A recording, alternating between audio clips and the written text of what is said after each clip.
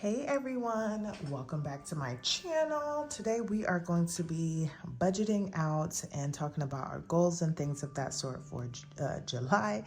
It is the second half of the month and we are going to be gearing up, sort of looking at a little bit of goals and things that we want to do to finish off the year strong. If you're new to my channel, welcome. My name is Janelle. I'm a wife and a mother of one, and on here I do all things budgeting. I also include work week lunches, grocery hauls, meal planning, and lifestyle videos. So if that is something that you're interested in, don't forget to hit that subscribe button. So here I have my happy planner and this is my dashboard. So this is where I track like all of my expense tracking, and I put down all my bills, and I get to just kind of see everything on a monthly basis because I do a monthly budget and I use my paychecks as like a paycheck to paycheck for the month. So everything that I receive in the month of July goes towards July. I do keep a small buffer of $200 to be able to cover any bills in between the time that I get paid until my next paycheck. And so I'm gonna hopefully kind of show you guys how that works out. So first we're gonna go ahead and lay out all of my bills for the month. Y'all will see here that I get paid on the 14th and then on the 28th. I did get paid on June 30th because June was a magic month. So this is where things get a little fun. So from the 1st through the 13th, we are, well, actually, let's lay out all of the bills first. So I have my Acorns account, and that is due on the 11th.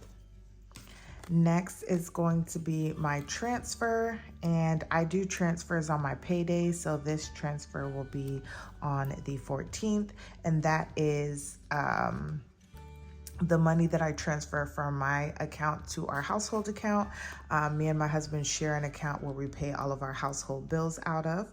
My first auto payment, well, not my first, but my first half will also come out on this payment, but the actual bill is due on the 22nd, and I do bi-weekly payments. So because if I pay on the 28th, it would be late, I am going to do the first on the 14th and then the second one on the 21st. And this just helps me to cut the interest as I'm paying instead of making one big lump sum. And that has been helping me a whole lot. Next is going to be Netflix, and Netflix is due on the 8th of the month. Next is going to be AT&T, and this AT&T bill is automatically drafted out on the 12th, and it is drafted onto my Wells Fargo account. So right now I've just been putting the date that it is due or that it is drafted, but I still have until like the 26th or the 27th to pay for it because the bill is due on the 21st. So normally I try to pay it on the 21st. If I need to pay it on a different day, then I still have time to pay for it. Next is going to be daycare, and daycare is also drafted off of my Wells Fargo account, and it's drafted off on the 1st, but I will pay for it when the bill is actually due. And then next is Ashley's Furniture, and that is due on the 20th. And that is that. So those are actually all of my bills. I don't have a lot of bills, but the things that I need to pay for tend to be a lot in a sense, and that's really just my debt.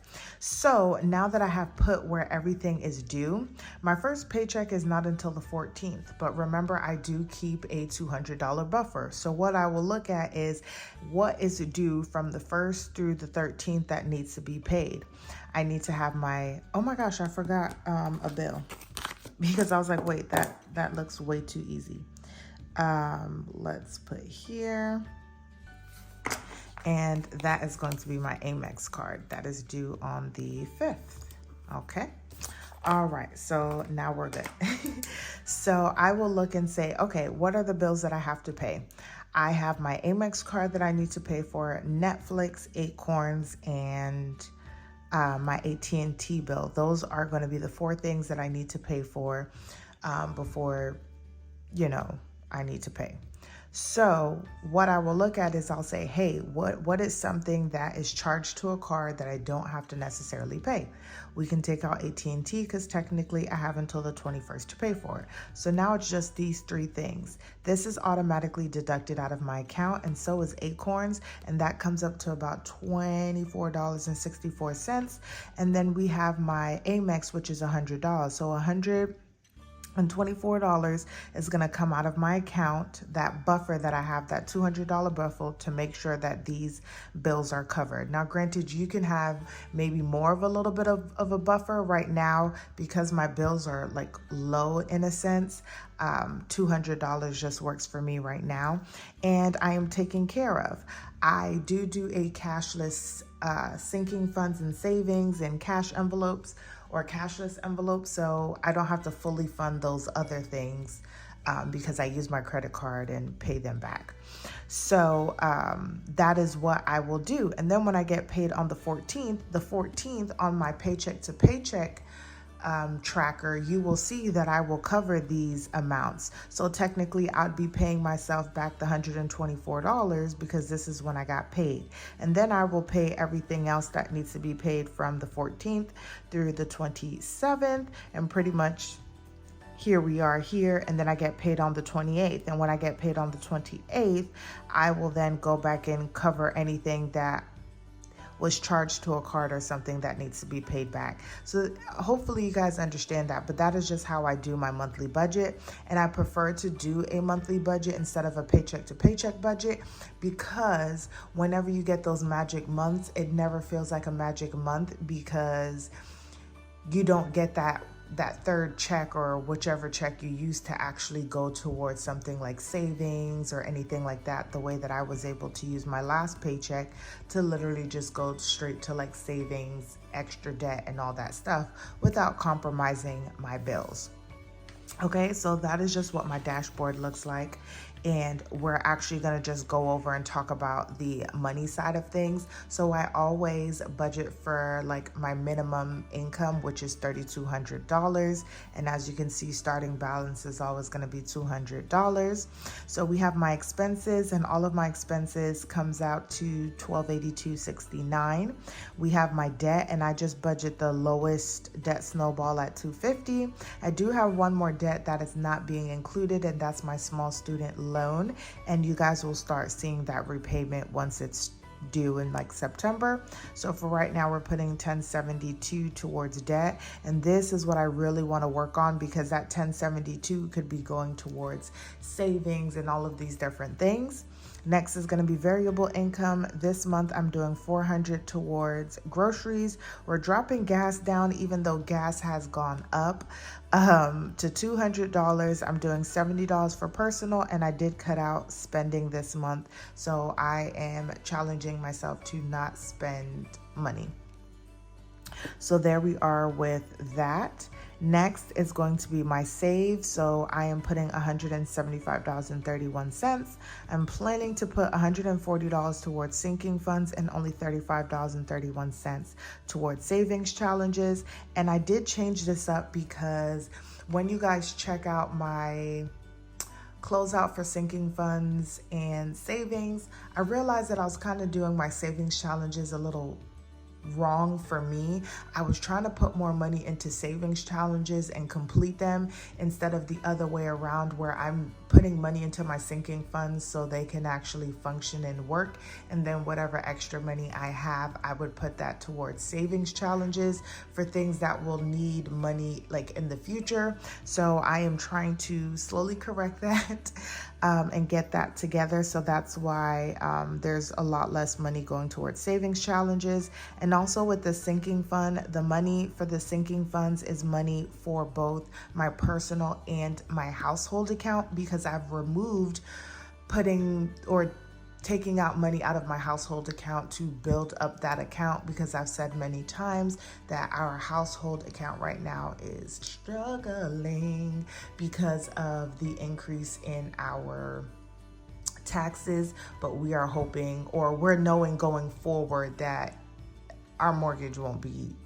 I'm not gonna say mortgage because our mortgage stays the same, but our taxes won't be that high going forward, because we won't have, or we're hoping and praying that our taxes won't be that high going forward. So this, I do a zero-based budget. So that means that everything that we've talked about came out to $3,200, which is what my incoming income looks like. So we will come back at this at the end of the month and calculate everything. Pretty much for the most part, y'all, everything in my expenses stay the same because those are just solid numbers. They don't change. Really, it's going to be like savings and debt is where those numbers can potentially change. So that is where my money is going to go for the month of July. So let's talk about my goals and things that I want to accomplish this month. As you can see down here, I kind of messed it up, but this is where I'll start tracking my monthly network. Instead of printing one whole page for my monthly network, it will have all of the information here and I'll still be able to track it. So for goals, I just have a few goals this month. The first one is to continue to be intentional with my money. And that is going to be with, my cashless cash envelopes and my sinking funds and really trying to build them. I have I need to go through a lot of the things because I'll say like, oh my gosh, we need, body wash, but then there's a whole bunch of different body washes, but maybe I'm just not feeling the body wash or the bar soap that I currently have. And I really just need to clean out those things, use them and get rid of them. I still have a lot of papers and things just that need to be organized and thrown away. So I just want to be, I think I need to go over here and just, I went off on a tangent, y'all, but that is also part of my declutter for things that I need to get done and organize. This will be a 6-month process because I'm just pacing myself instead of trying to do it all in one day or 1 month, but that's part of that. So I want to be intentional with my money by making sure I'm only buying things that we actually need versus like almost trying to stock up to the point where I'm putting myself in more debt trying to stock up. Okay, next is going to be lose 7 pounds. So I know that I haven't been losing my 5 pounds, but if you guys have been watching my what I eat in the day, I have gone back to like fully eating low carb. This past week which was the last week in June, I have been able to stay under 25 grams of carbs. I've been feeling good and my body has been losing inches. And although for that week I haven't lost weight to record, I have lost weight going into this month. Yes, this month. So I know as long as I stay the course and continue to exercise, that I should be able to meet this goal. And then my last goal that I have is I have my Quicksilver. Y'all, I am banging it out. I am only over this month $2.08. So I need to make sure that that gets paid off with whatever extra money I make. So those are going to be my 3 goals for this month. For things that I need to continue to get done, we talked about the declutter and getting organized. My 6-month car insurance is due at the end of the month. So I need to make sure that, it's going to get charged to my card, but just need to make sure that I pay that back off.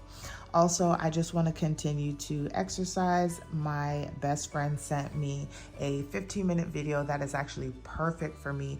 And I tried it last week and man, it took me out, but it is the perfect amount of time and the best exercise for me. So I want to continue to exercise. And actually my last thing is continue to change my name. Change things in my name. And last month I had the time to go ahead and change over from my maiden name to my married name, and there's 1,000,001 things that I need to change into my married name, so I'm just bringing that over. There's some things that I have to physically go into person to do, and then there were things that I could kind of like do online and stuff, so that is something that I want to continue to do. If I can complete pretty much like 90% of those things, I would feel a lot better. So I have that here. So those are going to be my goals and the things that I would like to accomplish for the month of July. When we look at our investments, I still have not really been putting money towards them, but you know, they're here, there, and everywhere. I have 4 investments currently, and my total starting this month is at $1137.51. At some point, I mean, really right now, y'all, I'm really focused on debt. I'm really looking at the numbers and I'm trying to figure out, I'm giving myself a game plan that I want to have my Amex, my Ashley's One credit card, and my small student loan paid off by the end of next year. I know that sounds insane, but I think I can do it. I really do think that I can do it. I just really have to be disciplined. So that's really what I'm working on. But I do know that part of my savings is that I still need to be putting something towards investments. I am with my Acorns Roundup, but I still would like to physically put, you know, even $5 or $10 extra a month, even into just like my IRA retirement. So we'll talk about that or see how things are going. I kind of know in the future that things may be changing for a good thing in terms of my income.